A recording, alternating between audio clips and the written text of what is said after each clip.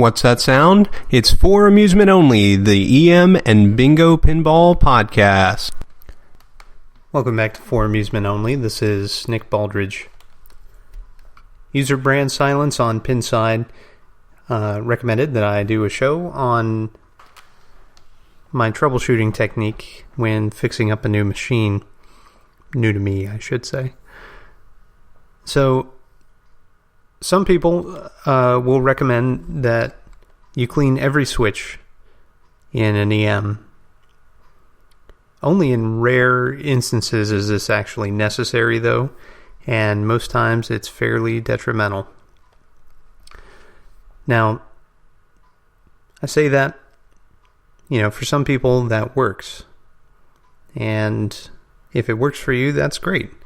But I can tell you that my particular preference is not to do that, and that's because, first of all, it takes much less time to get a game up and going, and the second thing is that I have attempted that once in the past. My second machine, which was a Bally double up, I went through and cleaned and adjusted every switch in the game, and oddly enough, that's the only machine that really still gives me fits to this day. There are a few bad switches, and it's not an adjustment issue. The switches themselves are actually bad. Now you might say, well, they were probably bad before you cleaned them and adjusted them, but I have no proof of that. So, I highly suspect that I screwed it up and not the other way around. So, those are the reasons why I do the things that I do when I get a new game. I try not to completely disassemble all the switch stacks, all the relays, everything, and clean them. And that's because you are way more likely to introduce really difficult to troubleshoot problems when you do that, rather than allow the self-cleaning action of these switches, which are built in, to do their job. So, the switches which are most susceptible to issues are the ones that have a flat face touching a flat face. In other words, if there's not a point touching one of the flat faces, then it's possible for dirt to accumulate more quickly. That's why if you look at an EM, you'll notice that one of the leaf switches is normally pointed, and the other is normally flat. The contacts, on the leaves. So, that's the reason. Now, it's important to note that when you're adjusting switches or cleaning switches, you want to first make sure that you tighten the switch stacks, and that's because the Bakelite spacers will shrink over time or with heat. And if they do, or if the screws just happen to loosen, then all the adjustment in the world won't make a bit of difference, because it's just going to get out of adjustment again immediately. So, it's best to do that first. And then second, it's a good idea to adjust the switch so that there is a bit of over travel. And over travel or deflection is the property of an EM switch that allows for that self-cleaning to happen. Basically, the switch pushes against the other leaf a little bit, and the faces rub against each other, or the face and the point rub against each other. And this allows the switch to actually clean itself. But again, you only want to do this if you've identified a problem. So, how do you identify the problem? Well, some people will tell you to just read the manual. And if you're having a problem with a feature, just read through the manual and find the switch which controls that, or they'll say just adjust every switch in your machine. Both of those will not help you resolve your issue very quickly. The only thing that's going to help you resolve your issue is to read the schematic and understand what it's telling you. So, there are several concepts that you have to understand when you read any schematic. And to further your understanding, and maybe even mine, it's probably best to look at a real-world example. So I'm going to pull a schematic from IPDB, and I'd like for you to do the same and follow along, and I'll show you exactly how you troubleshoot any given problem, or how you handle any given situation using the technique that I use. And it's not to say that it's the only technique. Certainly, I've talked about 2 or 3 others here just in this show. And whatever works for you, that's the important thing. But my technique, as I say, will just help you do it faster. And that's one of the things that I like to do, is get a game running quickly so that I can identify the gameplay, see if it's something that I enjoy, and move it on if it's not, or fix it up if so, cosmetically. So let's pick a schematic, and for this purpose I picked 1966's Bally Bazaar. Now, this Bazaar schematic, the first thing you should do is identify the legends on the schematic and read and understand the switch symbols which are presented. There's 4 of them. There's a normally open, a normally closed, a make and break, and a score motor operated switch. Now each of these symbols is different. The normally open is 2 lines feeding into 2 perpendicular lines, which are parallel to each other, that have a gap between them. Now the same symbol with the slash through it means normally closed. A make and break has the symbol for normally open and normally closed feeding into a single large parallel side. And then a score motor operated switch is the symbol for normally open with a circle around it. Anytime you see a switch with a circle around it in a schematic, that means it's actuated by a motor. So, let's start at the power cord in the schematic. If you look at the section between D and E all the way to the left on the schematic, you'll see a representation, an illustration of the power plug. If you look at that, there are 2 different wires in the power plug, and out of one side there's a fuse. In this case it's an 8 amp fuse as it's labeled on the schematic, and then you'll see the wire wrap around and then go in many different paths. On the other side, you'll see the wire go directly to lug number 9 on the transformer. That coily bit that's very large with many parallel lines in between is a transformer.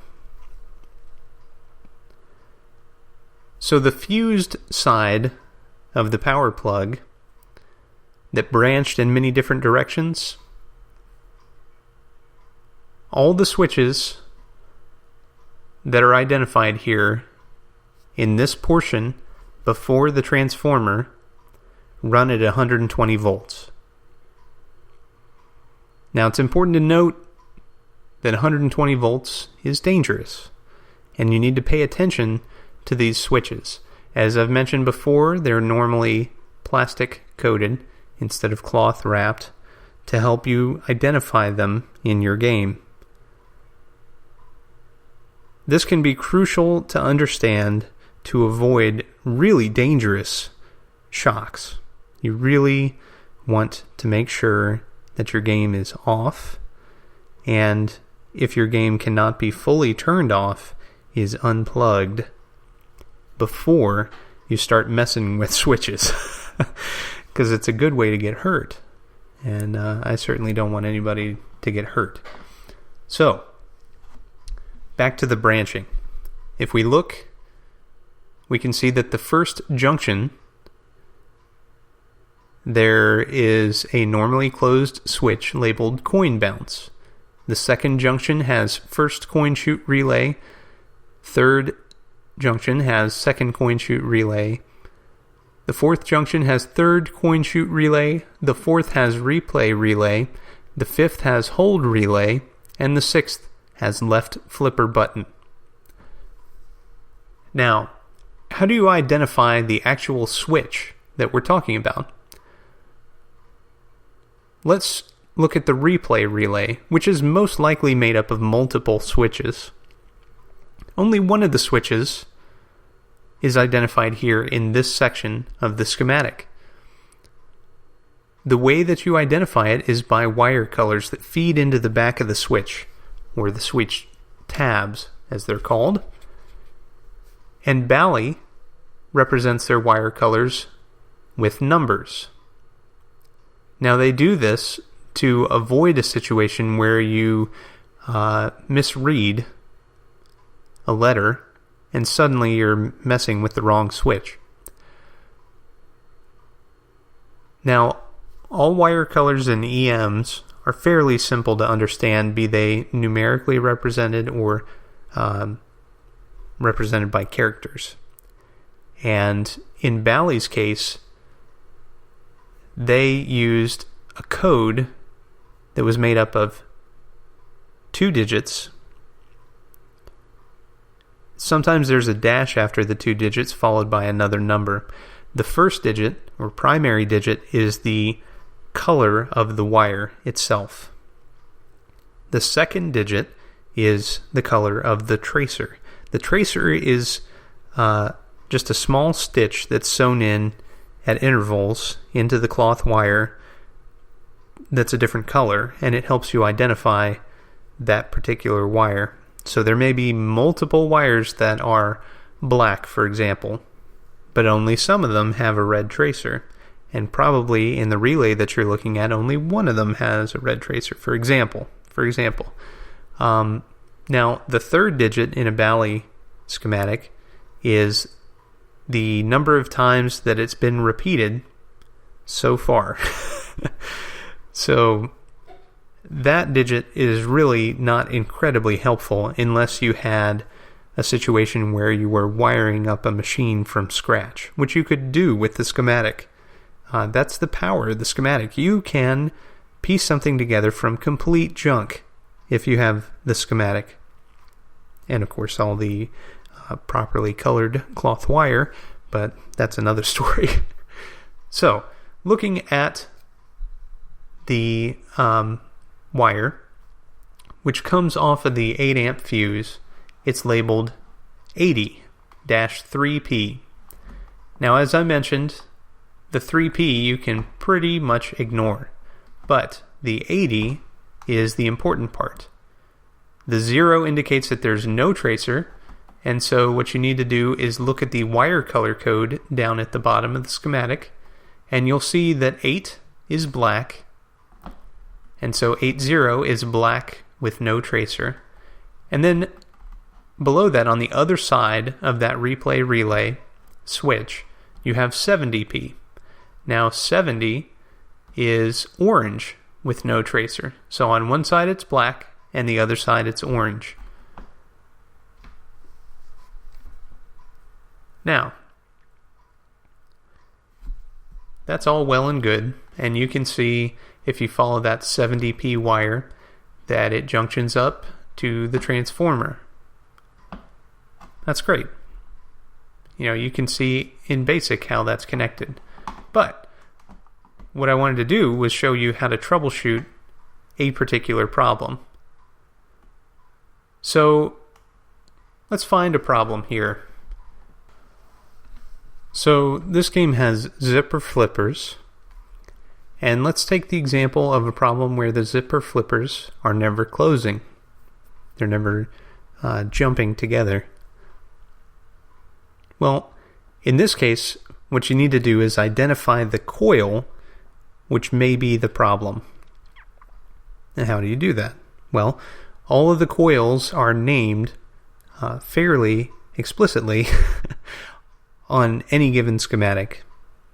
The only exception is Gottlieb, and Gottlieb names them in a small legend in another part of the schematic. But this is a Bally, and Bally and Williams both label the coils very nicely directly in line on the schematic. Now, a coil symbol is very similar to the transformer symbol that we looked at earlier, where there's just a looping line, but it's very small compared to the transformer, and there's no parallel lines that run in between two coils. There's just a single loopy line. So, in this case, you just follow along. There's a large black line on the schematic, and it notes that there's orange as the wire color for this large black line. So you follow that along, and you'll see different coils spelled out, starting with special relay, free ball gate relay, 0 to 9 match unit step-up solenoid, and so forth. You carry along, and you'll see L mushroom bumper relay, U mushroom bumper relay, and then close flipper relay. Well, that sounds like it might be something you want to investigate. And so, this relay, you can assume, just by its name, probably gives the signal to the flippers to actually close. So if they're not moving at all, you probably want to start with this relay. If they are moving and they're not staying closed, then this is not the relay for you. But again, we're going to go with the idea that the flippers aren't closing at all. So you always work off the assumption that the coil's okay until you've ruled out everything else. Or at least that's how I do it. So you go from the black line and you see closed flipper relay, and so you say, okay, this is a relay, it's not a stepper unit, it doesn't say step up, or reset, or trip, or latch. It's a relay, so it's pulling on an armature and closing or changing the state of several switches at the same time. So that's good to know, alright? But we don't care about the coil at all. Like I said, you ignore it. The other important thing to note is that the power is going to flow from the bottom up through the coil. Now, this is a simplified way to think of this because these games are AC and not DC. But if you think of it this way, it'll help you in troubleshooting because you have to imagine that the power is flowing in one direction. So the black line that I had you look at to help identify this coil that's actually orange, that orange wire is providing power to everything. Now, it's just waiting. It's just waiting for the electricity to hit it, the electrons to flow, and then it's going to really fire. It's going to do what it's supposed to do. So you follow that down, and you'll see that there's a junction, and there are two different switches which activate it directly. You have the closed flipper relay, normally open switch, and this is what I call a hold switch. Basically, it keeps that relay closed until something else happens. But we'll get into that. So the first thing you want to do is look at that closed flipper relay and see if there's a switch with the wire colors 23, which would be blue with a yellow tracer, and 48, which is green with a black tracer. So you look for that wire, those wire colors, coming into a switch on the closed flipper relay, and then you really carefully examine that switch and you see if it's actually moving, if it has deflection, all the things that I told you to look at before. Once you rule that out, then you move on to the U mushroom bumper relay normally closed. Now this has the same wire colors as that closed flipper relay because it's a junction. And so you take a look and you find that normally closed switch with those wire colors and you make sure that it's actually closed. Now it can appear closed, but the way that you test is to observe for deflection. And it needs to open when the relay is actuated. So check for both of those things. If everything's good, then you move down to the next switch. And the next switch is the closed flipper solenoid end of stroke. Now, this is an important switch. It's normally open, but when the flippers come together, it's going to close that switch, which will then provide power to the closed flipper relay switch, as well as to the U mushroom bumper relay. So power can flow through that closed flipper solenoid end of stroke through the U mushroom bumper relay to the closed flipper relay, and then the power will be held in by the closed flipper relay itself until the closed flipper solenoid end of stroke is opened again. Now, what does this tell you? Well, that we're barking up the wrong tree. This is not the coil that we actually want, because the closed flipper relay tells the game to maintain the state of the flippers being closed for the purpose of opening them later when you hit a specific target. So we're in the wrong place altogether because this assumes that the flippers are coming together properly. So let's keep looking. If you follow the schematic over, you keep looking at coils, eventually you're going to see the closed flipper lock coil. Now the closed flipper lock coil, if you follow it down, you'll see that it runs through the closed flipper solenoid end of stroke. Now this is a normally open switch. So what does this tell you? That this can't be the right thing either, because it relies on the flippers having moved and pushing that end of stroke switch closed before it actually activates this coil. So we're in the wrong spot again. So let's keep looking. On Bally flipper schematics, they would have solenoids set in 2 different sections. In this particular game, they have the solenoids in 3 different sections. Now, in the second section, it's things like points and startup and all those kinds of relays and steppers. But what we're looking for is something marked closed flipper. And really what we want is the thing that actually moves the flippers. So it's got to have a real catchy name, something like closed flipper something. So we've already ruled out the only 2 closed flippers, which are on the bottom, and there are none on the top. And so that leaves the 120 volt section right beside the power plug, right where we were in the beginning, if you'll recall. So we're going to look and we'll see that there's a closed flipper solenoid. Well, that sounds quite likely, doesn't it? Let's follow the path up. In this case, the coil is at the bottom, so we have to move up the chain instead of down the chain.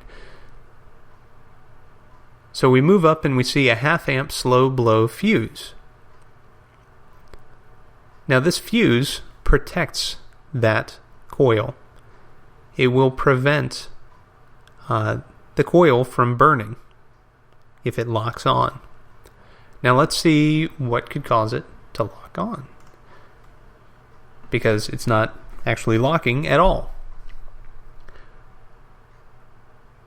So power is given to this by the close flipper relay, normally closed switch.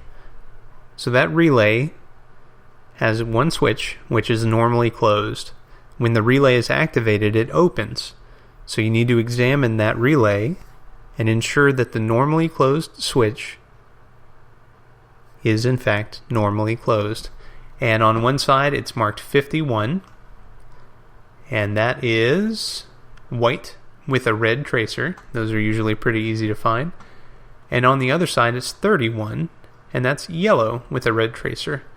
Well, that's kind of bad news, because white wires tend to fade into yellow wires over time, especially with the tar and so forth from bars.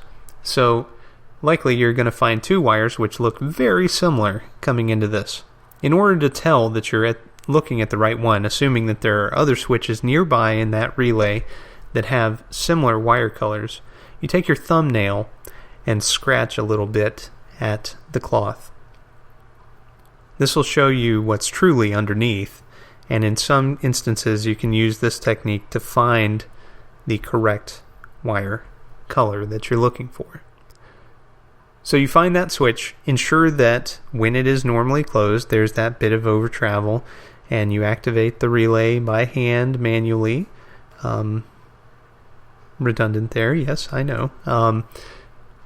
And you ensure that it opens properly when power would be applied to that relay. So when you rule that out, you look up further and you see the U mushroom bumper relay normally open. Well, you already know this is your first normally open in the chain. You already know that this is required in order to close the circuit and allow current to flow to the coil. So if your closed flipper relay, normally closed, was fine, then you look at this and see if it can actually close. When the relay is activated, does it close with some deflection, or does it not move at all? Let's assume that that's a problem. Well, there you go. You've adjusted that one switch, and suddenly that feature will start working again. Now let's say it's not the problem. Well, then you have to carry up the chain. And what do you see if you just carry it straight up? Well, it's one side of the transformer. That's usually like 99.99999% of the time not the problem. The transformer is usually good to go. But there's a junction, and you follow that over to the left, and you'll see it's that section that I was talking about with all the coin chute relays. Well, you're not dropping in a coin, and you can assume that that's what it's doing with that first, second, and third coin chute relay. It's activating that relay when you drop a coin, and there's 3 different coin slots. So you rule that out in your head right now. And then you get into the replay relay. Well, are you winning a replay? Are you playing a replay? Probably not. You know, the game is keeping track of if you are allowed to play that when you push the start button. So that has no bearing. All the way to the right, you have left flipper button. Well, you're not going to be holding that in through the whole game, so that can't be it either. But in between the replay relay and the left flipper button, you'll see a switch marked hold relay. Now the hold relay could be called the lock relay on other games, the anti-cheat relay on the bingos. There's all kinds of different names for this, but essentially it is the relay that turns on and stays on when you start a new game. So take a look at that switch and adjust if necessary. Other than that, the only thing that's in the path that you haven't checked are the 2 fuses. Now those 2 fuses, I'm just going to have assumed that you've already looked at them, ensured that they're the proper value, tested them, and so forth. But if you haven't, you should do so. That should be actually the first thing that you do.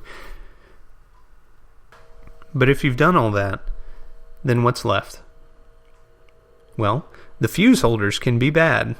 And in a Bally, this is a really super common occurrence. So you need to ensure that the fuse holder tabs are actually providing adequate pressure on the fuse such that it's able to conduct. A fuse is just a wire that's made to burn. And so if there's not proper contact, then the wire can't conduct electricity. So there you have it. You work from the coil backwards, and you will find your problem. That's all I do. It's really simple. It seems like it's more complicated than it needs to be because there are so many coils which are named a similar thing. I also had a question on how do you know where the coil is physically located. That's a lot harder to answer. Luckily, all the game manufacturers included labels with the game which identified the coil inside the game. Now, a lot of the times, if you're working on a project game, those labels have been eaten away by mice, rats, time. It all can conspire against you to destroy these labels. And so you're going to have to look for wire colors. That's all you can do. So I hope that helps. If anybody needs a better or more detailed description of anything, I'm more than happy to provide it. But if you follow that technique, you'll get your games up and running very quickly indeed, and you'll be well pleased with the result because you'll be playing sooner, and that's what it's really all about, right? Well, thank you very much for joining me. My name again is Nick Baldridge. You can reach me at foramusementonlypodcast at gmail.com, or you can call me on the Bingos line. That's 724-BINGOS1, 724-246-4671. You can listen to us on iTunes, Stitcher, Pocket Casts, via RSS, on Facebook, on Twitter at Bingo Podcast, on Instagram, also at Bingo Podcast, or you can listen to us on our website, which is foramusementonly.libsyn.com. Thank you very much for listening, and I'll talk to you next time.